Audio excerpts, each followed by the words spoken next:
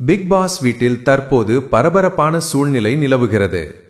திவாகர் தற்போது டீலக்ஸ் வீட்டில் தங்கியிருக்கும் நிலையில் அங்கிருக்கும் போட்டியாளர்கள் அனைவரையும் குற்றம் சாட்டும் வகையில் கடுமையான கருத்துக்களை வெளிப்படுத்தி வருகிறார். பிரபல டிவியில் ஒளிபரப்பாகி வரும் பிக் பாஸ் சீசன் 9 கடந்த அக்டோபர் 5ஆம் தேதி துவங்கியது. மொத்தம் 20 போட்டியாளர்கள் கலந்து கொண்ட இந்நிகழ்ச்சியில் தற்போது 16 பேர் மட்டுமே விளையாடி வருகின்றனர். இந்நிலையில் இந்த வாரத்திற்கான வீட்டின் தலைவராக பிரவீன் தேர்ந்தெடுக்கப்பட்டுள்ளார். இதுவரை பார்வதிதான் சண்டைகளின் மையமாக இருந்த நிலையில் தற்போது அந்த வேடத்தை திவாகர் ஏற்றுக்கொண்டதாக சொல்லலாம்.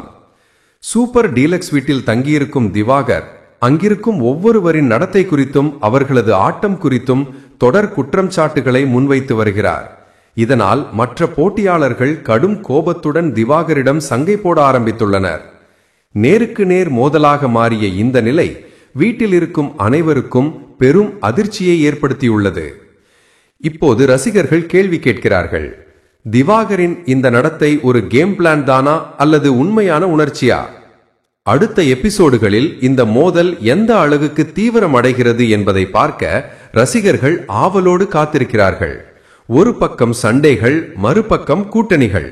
பிக் பாஸ் வீடு மீண்டும் ஒரு போர்க்களமாக மாறியுள்ளது.